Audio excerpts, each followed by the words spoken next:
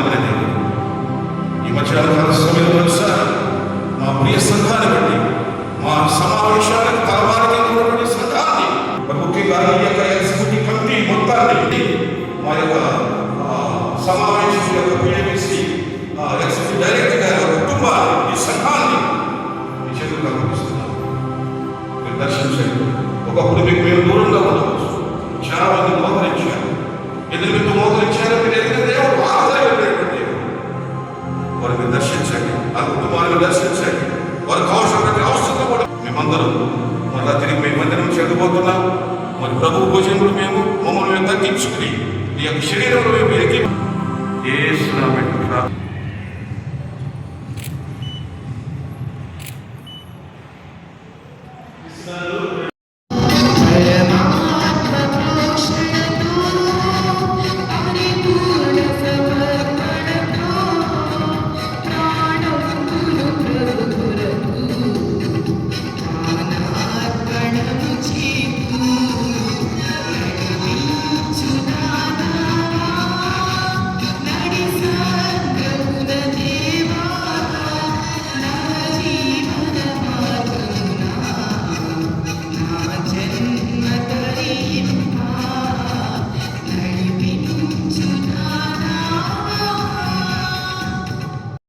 సభ్యులుగా ఉన్నప్పుడు ఆంతర్యం దీని ద్వారా దేవుడు ఏదో ఒక వరం మనిషికి ఇస్తాడు. ఏదో ఒక వరం ఇవ్వకుండా మనిషిని లోపల పుట్టించదు. ఏదో ఒక తలంతు లేకుండా మనల్ని ఈ లోకంలో దేవుడు సంఘంలో సభ్యులుగా చేయడు. ఒక సంఘంలో సభ్యులు కావాలి అంటే చాలా ఆధిక్యతలు ఉన్నాయి. అనుకోవచ్చు చాలా ఈజీగా వచ్చేసిందని మీరు అనుకుంటారు. సంఘంలో ఒక సభ్యులుగా మనకు వచ్చింది అంటే అవకాశం రికమెండేషన్ ద్వారా కాదు, దేవుని యొక్క కృప. యేసుక్రీస్తు వారు భూలోకంలోకి వచ్చినప్పుడు సంఘం ఎత్తబడింది. ఇంతమంది నాయకులు, ఇంతమంది ఎస్డిబిసి, పిఏబిసి సిబ్బంది ఇక్కడ ఉన్నారు. ఈ సంఘం సమావేశాలు మొత్తానికి తలమానికి. కనుక ఈరోజు దేవుడు మనకు ఇచ్చినటువంటి తలాంతులు క్రైస్తవ లోకానికి మనం చాటి చెప్పాలి. ఎందుకంటే యెషయా గ్రంథంలో రాయబడినది, మునుపుటి వాటిని మీరు జ్ఞాపకం చేసుకోవద్దు. ఎందుకంటే వెనుకటి ఉన్నటువంటి వాటిని మనం జ్ఞాపకం చేసుకుంటే కొన్ని వైఫల్యాలు, నిరుత్సాహాలు, వాటిని మీరు మర్చిపోండి. ఇక పౌలు గారు చెప్పేది కూడా అదే. వెనుక ఉన్న వాటిని మరచి, ఏమంటాడండి, వెనుక ఉన్న వాటిని మరచి ముందున్న వాటి కోసం మీరు పరిగెత్తలేనండి. చాలాసార్లు మనం వెనుక ఉన్నటువంటి వైఫల్యాలు, వెనుక ఉన్నటువంటి అనారోగ్యాలు, ఆర్థిక సమస్యలు, వీటన్నిటి కూడా జ్ఞాపకం చేసుకుని నూతన సంవత్సరంలో కూడా నిరుత్సాహంతో, అవిశ్వాసంతో మనం ఉంటాం. ప్రతి విశ్వాసం కావాల్సింది దేవుని పట్ల విశ్వాసం.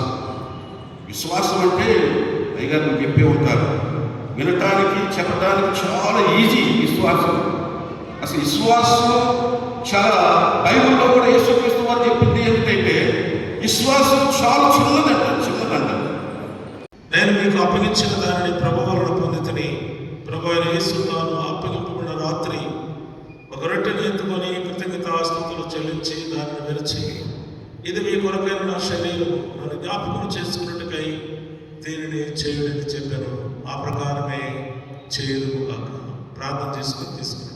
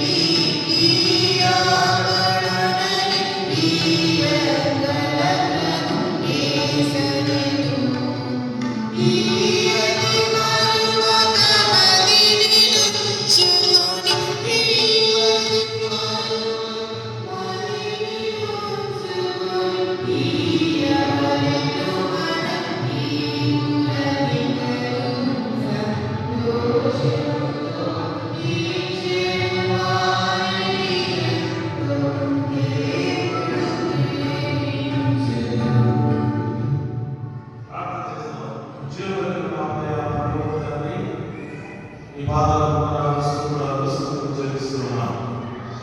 ప్రియమిత్రుడు మీ సన్నిధానంలో వచ్చి కనబడి మిమ్మల్ని ఆరాధన చేసి సందేశాలని వార్షికంలో వచ్చి జ్ఞాపకం చేసుకుంటూ తీసుకుని వచ్చిన కాలం బట్టి స్తుతిస్తూ కనపరుస్తున్నాం. మీరు చేసిన వాగ్దానం విడుదల జీవితం నెరవేర్చండి. అలాగే కాలం మీ సేవ నిమిత్తమై వాడుకు సహాయం చేయండి. కాలంలో ఖర్చులను కాలంలో వస్తున్న వారిని జ్ఞాపకం చేసుకుని జీవించుకుని యేసు నామములో అడుగుచున్నాం తండ్రి. ఆమేన్. దయచేసి కూర్చోండి.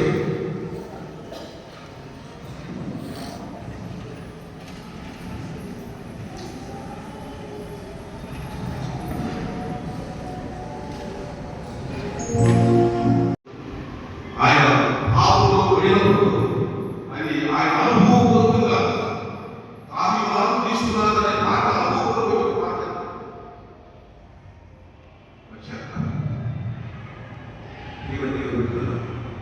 ఎంతటి పాపనేది దేవుడు చూసుకుంటే కానీ రాత్రి ఎత్తుకొని కృతజ్ఞతాస్తుతులు చెల్లించి దానిని విరచి ఇది మీ కొరకైన శరీరంలో ఆ ప్రకారమే భోజనం అనిపిమట ఆయన పాత్రను ఎత్తుకొని ఈ పాత్ర నా రక్తం వల్ల అయిన క్రొత్త నిబంధన మీరు దీనిలోని త్రాగునప్పుడల్లా నన్ను జ్ఞాపకం చేసుకుంటే దీనిని చేయండి చెప్పారు. మీరు రొట్టెను తిని ఈ పాత్రలో ఉన్నది త్రాగునప్పుడల్లా ప్రభు వచ్చు వరకు ఆయన మరణమును ప్రచురించదురు. కాబట్టి ఎవడో అయోగ్యముగా ప్రభు యొక్క రొట్టెను తినడో లేక ఆయన పాత్రలో ఉన్నది త్రాగునో వాడు ప్రభు యొక్క శరీరం గురించి రక్తం గురించి అపరాధం. కాబట్టి ప్రతి మనుషులను తాను పరీక్షించుకునేవారు అలాగ చేసి ఆ రొట్టెను తిని ఆ పాత్రలోనిది త్రాగవలను. ప్రియ దేవుని పిల్లలారా, మరి పౌలు గారు ఇచ్చినటువంటి శ్రేష్టమైన ఈ సందేశాన్ని అనగా పరిశుద్ధమైన యేసుక్రీస్తు ప్రభు వారి శరీరం గురించి పరిశుద్ధమైన నిర్దోషమైన నిష్కలంకమైనటువంటి యేసుక్రీస్తు రక్తము గురించినటువంటి ప్రబోధం చాలా గొప్ప ప్రబోధాన్ని మనకు అనుగ్రహించినాడు. కాబట్టి ఇది ప్రభు శరీరం కాదు, ఇది రొట్టె మాత్రమే. ఇది ప్రభు రక్తం కాదు, ఇది ద్రాక్షారసం మాత్రమే అని మీరు తలంచవద్దు. ఇది ఆనాడు శిష్య బృందానికి ఒక రొట్టెను పట్టుకొని కృతజ్ఞతాస్తుతులు చెల్లించి ఇది నా శరీరానికి సాదృశ్యంగా ఉంది, నా శరీరాన్ని మీ కొరకు కల్వరి శిలువలో అప్పగించబోతూ ఉన్నాను అది అలాగ చెప్పాడు. రెండవది పాత్ర తీసుకొని ఇది మీ పాప క్షమాపణ కొరకు ఆ ద్రాక్షరసం పాత్రను తీసుకొని మీ పాప క్షమాపణ కొరకు నేను కల్వరి శిలువలో చిందించబోతున్న నిబంధనకు అనగా నూతన నిబంధనకు సాదృశ్యంగా ఉన్నది. దీనిని మీరు చేయనప్పుడల్లా, ఈ రొట్టెను తిని ఈ ద్రాక్షరసాన్ని త్రాగినప్పుడల్లా నేను వచ్చే వరకు మీరు ఈ కార్యమును ప్రచురించండి, ఆచరించండి అని చెప్పారు. కనుక ప్రభు వచ్చు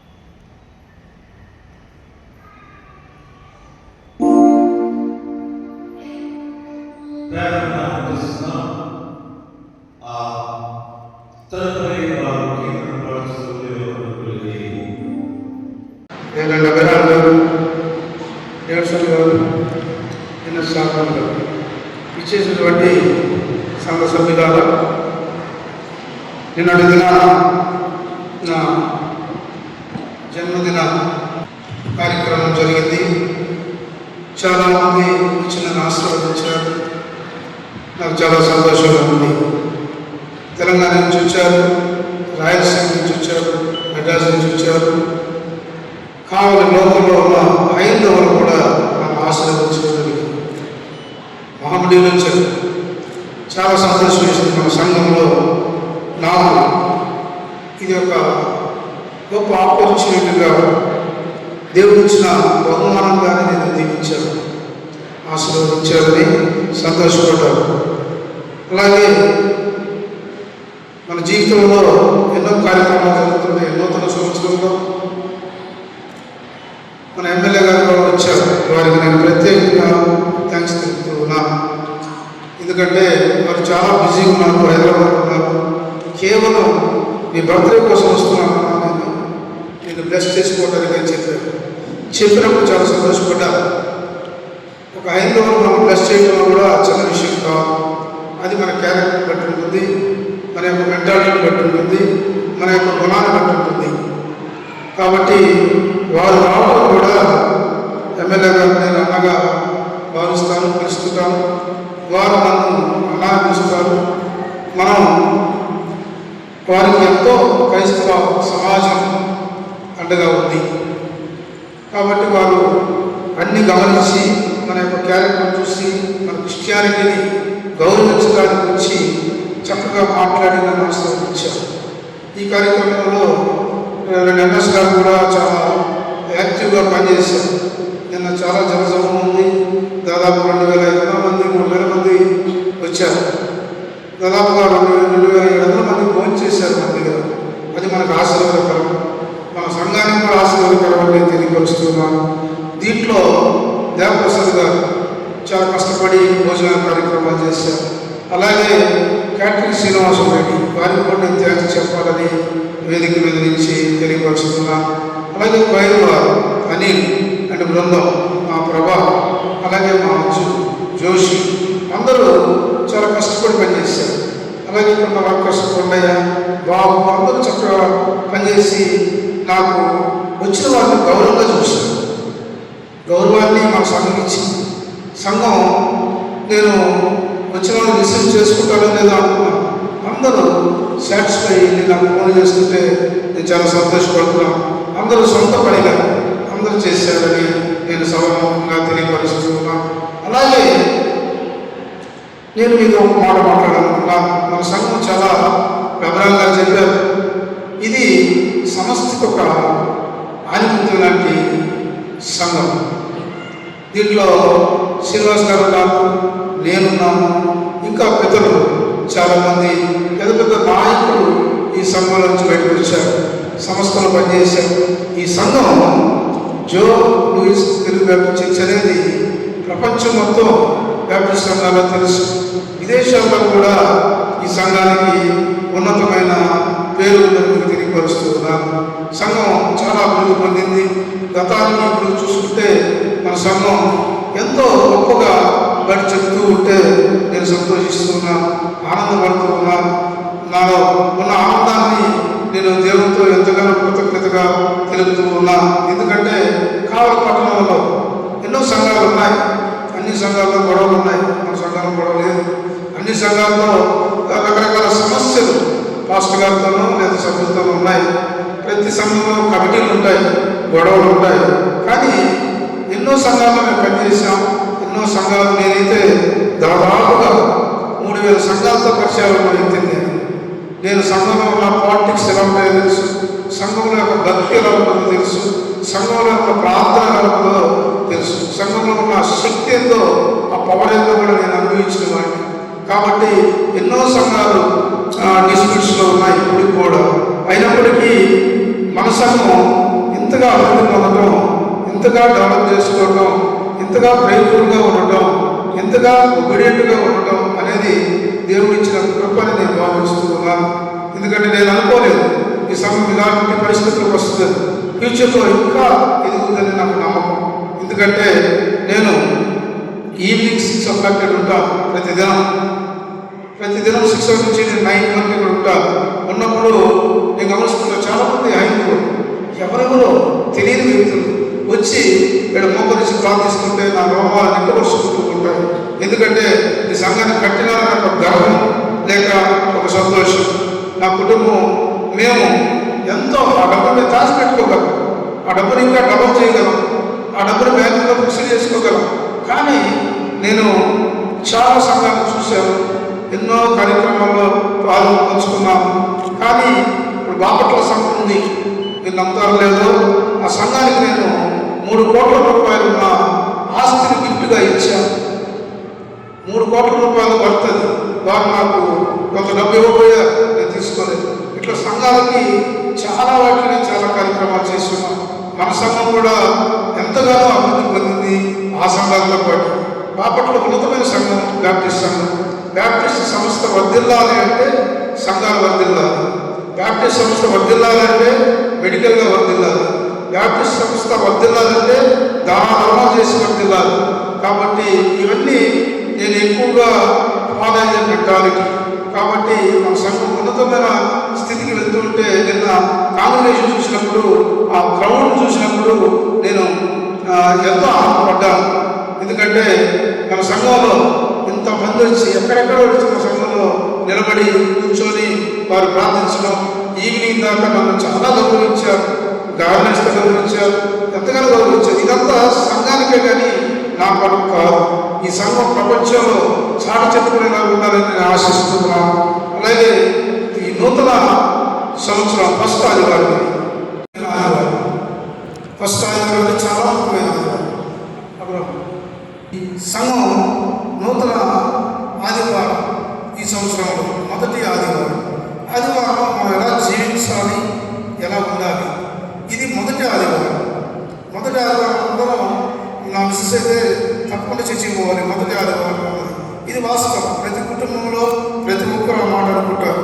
పరిగెత్తి సంఘానికి వస్తాం, వచ్చి ఆ ఆదివారం బ్లెస్సింగ్స్ కొరకు, అది మొదటి ఆదివారం.